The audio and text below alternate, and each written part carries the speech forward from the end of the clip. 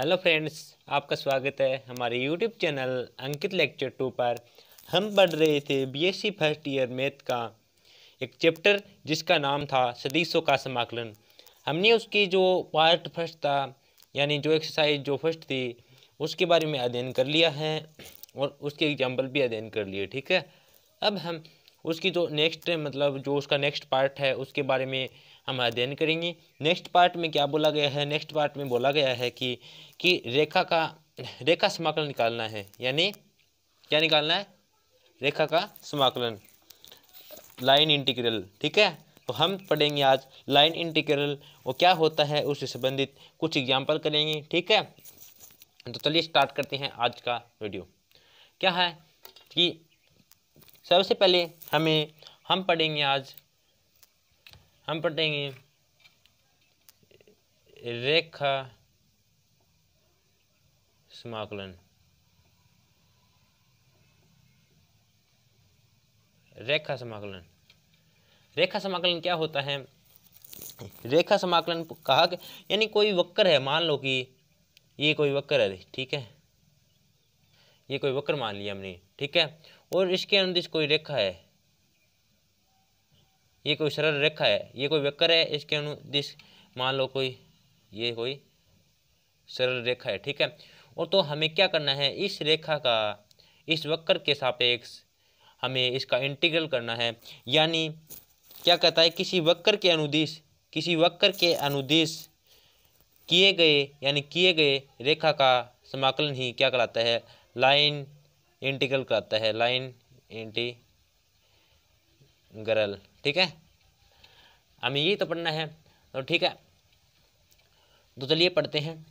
Line integral की परिभाषा देखो, इजी है। किसी वक्र के अनुदिश प्राप्त किए गए समाकलन को रेखा समाकलन कहते हैं। हमको पढ़ना है कि रेखा समाकलन को हम किस प्रकार रिप्रेजेंट करेंगे, किस प्रकार इसके क्वेश्चन हल करेंगे। तो मैं बताता हूँ कि जो रेखा समाकलन है वो क्या है कि कोई मान लो कि कोई फंक्शन है। ठीक है, ये कोई फंक्शन है। ठीक है, ये कोई रेखा है, यानी रेखा का कोई ना कोई फंक्शन तो हमें दिया ही होगा। मान लेते हैं f है, और देखो इस वक्र के अनुदिश ये देखो इसका छोटा सा अल्पांश लेंगे हम, तभी तो एक सरल रेखा होगा। और इस सरल रेखा का यानी इसे मान लेते हैं dr, और ये फंक्शन पूरा क्या है? f है। तो हमें क्या निकालना है? f डॉट dr, और उसका क्या पढ़ रहे हैं हम? समाकलन। तो क्या करना है? समाकलन। ठीक है, उसका हमें समाकलन करना है। ठीक है, ये होता है एक रेखा का समाकलन। ठीक है, f डॉट dr हमें यह पढ़ना है। ठीक है, अब क्या करते हैं हम, देखो f डॉट dr तो पढ़ लिया, हमें आपको ये तो पता चल गया कि हमें इस एक्सरसाइज में क्या पढ़ना है? f डॉट dr पढ़ना है। लेकिन मैं फिर भी बता दूं कि कंडीशन है। देखो कंडीशन क्या कहती है कि अगर f डॉट dr की हम वैल्यू निकालें और उसका मान यानी इसका समाकलन करें, उसका मान अगर 0 आ जाता है तो वो क्या कहलाता है? वो एक अघूर्ण सदिश कहलाता है। ठीक है, क्या कहलाता है? अघूर्ण सदिश, यानी ए रोटेशनल वेक्टर कहलाता है। ठीक है, ये कंडीशन याद रखना है, इस पर क्वेश्चन उठते हैं, इंपॉर्टेंट है। ठीक है, इस प्रकार हम f डॉट dr को रेखा समाकलन को रिप्रेजेंट करेंगे, और इसको अगर इसका मान 0 आ जाता है तो एक इरोटेशनल फंक्शन है, यानी अघूर्ण सदिश है। ठीक है, और अभी क्या करते हैं, और साथ में देखो मैं ये भी बता दूं कि हम पिछले अभी तक पढ़ा कि r vector is equal to हम सपोज करते थे xi plus yj plus z k, ये लिखते थे।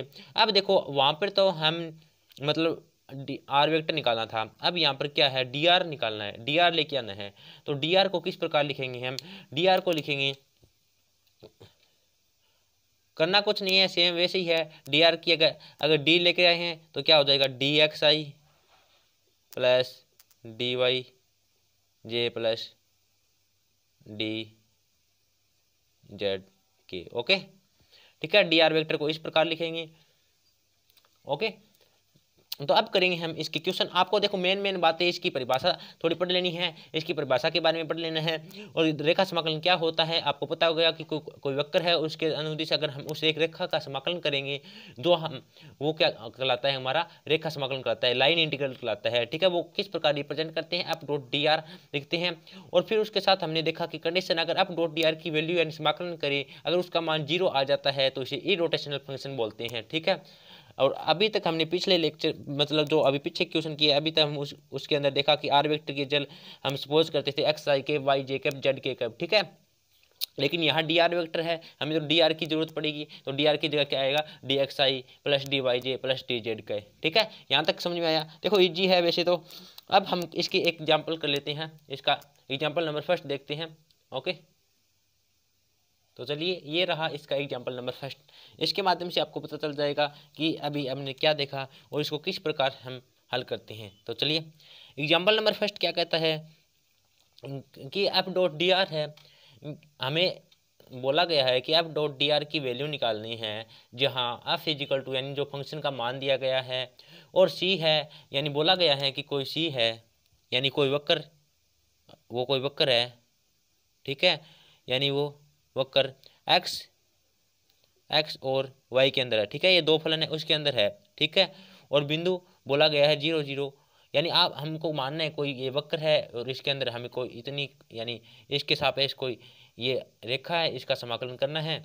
तो क्या करते हैं, इसकी यहाँ से इसका मान भी दिया गया है कि इस प्रकार इसको मिला देंगे, लेकिन हमें इससे कोई मतलब नहीं है। हमें तो इतना पता होना चाहिए कि एक्स वाई बोला है तो एक्स और वाई में फंक्शन है, इसलिए मैंने आपको यहाँ बता दिया, लेकिन इसकी हमें कोई ज़रूरत नहीं है। फिर भी आपको थोड़ा ज्ञान होना ज़रूरी है इसके लिए, लेकिन एक्स और वाई में है। तो अब क्या करना है, और बिंदु बोला गया है 0 0, यानी 0 0 क्या है, ये रहा 0 0 से और 0 3 तक। ठीक है, 0 3 तक, यानी यहाँ से लेकर यहाँ तक के फंक्शन की वो जो है मान निकालना है। ठीक है, हमें तो इसका ओनली आंसर चाहिए। ठीक है, इनको इन डायग्राम नहीं बनाना है, ये तो आपको समझाने के लिए था सिर्फ। अब क्या करते हैं, हमको ये तो पता है कि अब का मान तो दे दिया गया, लेकिन डी आर का मान आपको पता है, मैंने बोला था डी आर का मान किस प्रकार लिखेंगे। देखो मैं एक बार जो फंक्शन है उसमें हमें जो चाहिए वो लेकर आ रहा हूँ। अब का तो मान है, डी आर का नहीं है, इसलिए डी आर का मान लेकर आ रहा हूँ। डी आर क्या है, डी आर का मैंने कहा था कि d x i d y j d z k, लेकिन यहाँ तो एक्स और वाई दो ही फलन है, तो क्या लिख सकता हूँ मैं, डी एक्स आई प्लस डी वाई जे। ठीक है, ओके, ये डी आर का मान आ गया। अब क्या करते हैं, अब इसका समाकलन करते हैं। बोला क्या गया है, समाकलन c f dot d r is equal to समाकलन सी एफ का मान क्या है, लिख दो, x square plus y square i plus x y j, और डॉट किससे करवाना है, एफ डॉट है ध्यान रखना डॉट, और किससे करवाना है, इससे आर से डी आर से, डी एक्स आई प्लस डी वाई जे। ओके, ठीक है, देखो कुछ नहीं किया, जो क्वेश्चन में दिया था एफ का मान रख दिया और डी आर का मान हमें पता है, उसको डॉट करवाएंगे, क्या आएगा। अब देखो यहाँ से समाकलन सी, इसको इसके साथ डॉट करवाएंगे, आई को आई से कराया 1, और ये क्या आ जाएगा, x square plus y square d x plus यहाँ से देखो क्या आएगा,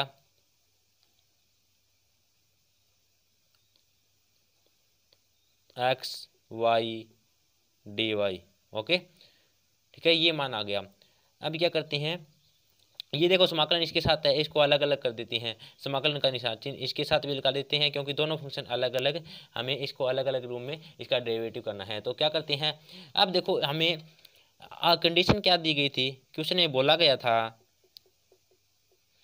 कि वो वक्र है, वो कहाँ तक था कि y is equal to x square तक वो वक्र है, यानी जहाँ आपको ये देखो, हम देखो आपको क्वेश्चन खुद ब खुद पता चल, यहाँ हमने देखो हमें dx के सापेक्ष इसका समाकलन करेंगे, ये तो x की टर्म है, ये तो y की टर्म है, मतलब इसके सापेक्ष हम इसका समाकलन नहीं कर सकते। अंततः क्या है कि y is equal to x square दिया है वक्र, तो जहाँ आपको यहाँ देखो पूरा फलन x के रूप में बनाना है, यहाँ तो x है लेकिन यहाँ x नहीं है, तो वाई स्क्वेयर की जगह क्या रख देंगे, y is equal to x square है, y square is equal to क्या हो जाएगा, यानी y square is equal to x square है तो इसका भी स्क्र यानी x4 हो जाएगा। तो यहाँ क्या रख दो x4, ठीक है। यहाँ क्या आ जाएगा x square plus x4 dx। अब ये देखो पूरी टर्म अक्ष के फलन का बन गया ना। अब इसका हम अक्ष के सापेक्ष समाकलन कर सकते हैं, ठीक है। सी और y की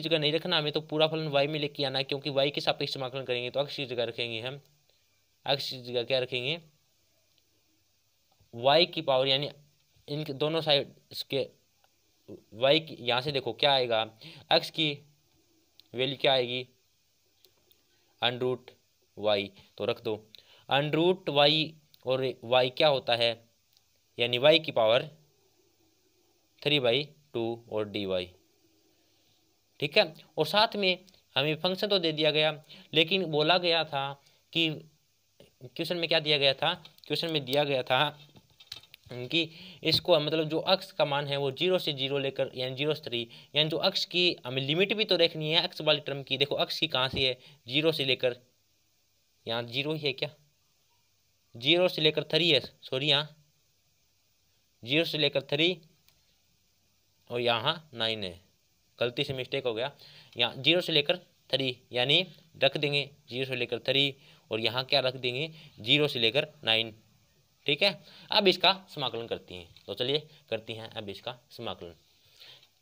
देखो एक्स स्क्वायर प्लस इसका करेंगे तो क्या होगा, एक्स की स्क्वायर प्लस 1 जुड़ेगा यानी x³/3 प्लस x5/5 और लिमिट क्या से है 0 से लेकर 3 तक, प्लस इसका भी समाकलन करेंगे किसके सापेक्ष, y के सापेक्ष। तो क्या होगा, देखो यहाँ था y की पावर 3/2 और इसका समाकलन करेंगे किसके सापेक्ष, y के सापेक्ष, तो +1 अपॉन ये पूरी टर्म क्या आएगी नीचे 3/2 + 1, ये क्या हो गई 3/2 प्लस यानी 5, ये हो गई 5/2 अपॉन 5/2।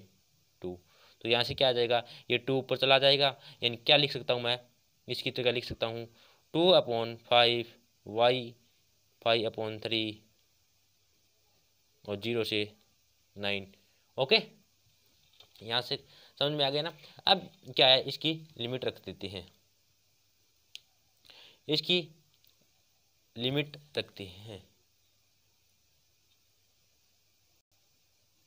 तो क्या होगा, सबसे पहले आपको पता है कि ऊपर वाली टर्म रख जाती है, यानी सबसे पहले ऊपर वाली टर्म फिर माइनस नीचे वाली टर्म, लेकिन नीचे वाला तो 0 है, कोई रखने का फायदा नहीं है, हम रखते हैं ऊपर वाली टर्म। क्या होगा अगर हम रख दें x की जगह 3, तो यहाँ से देखो 3 की पावर 3 करेंगे,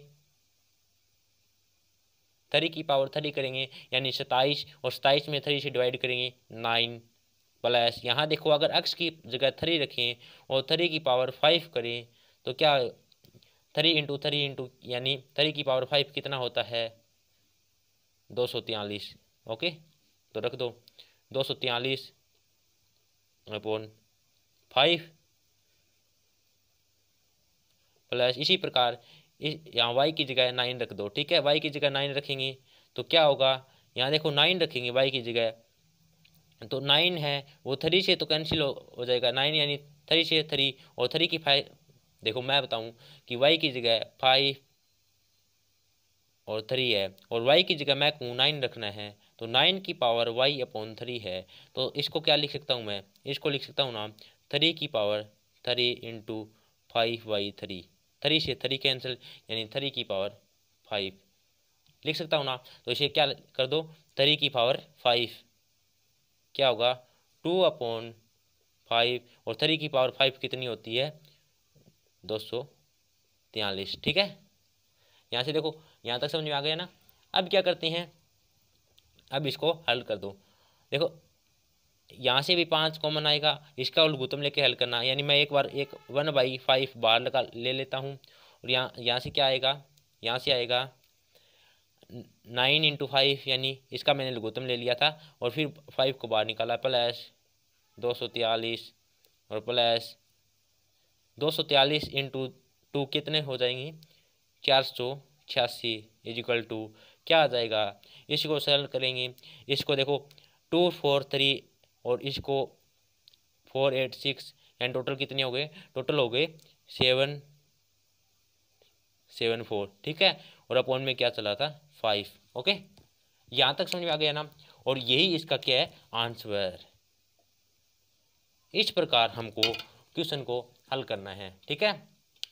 देखो वैसे तो इजी क्वेश्चन है, लिमिट दी होगी, लिमिट को पुट करना है और अब डॉट डी आर आपको पता है क्या होता है, एक रेखा का समाकलन होता है। हमें तो एक रेखा का समाकलन निकालना है, ठीक है। तो हमने उसको स्टेप बाय स्टेप चलेंगे, उसका आंसर खुद ब खुद आ जाएगा, ठीक है। अगर आपको हमारी ये वीडियो अच्छी लगी है तो लाइक ज़रूर करना, अगर चैनल पर नए हो तो सब्सक्राइब जरूर करना और अपने कमेंट ज़रूर करना इस वीडियो के लिए आपको ये कैसा लगा। धन्यवाद।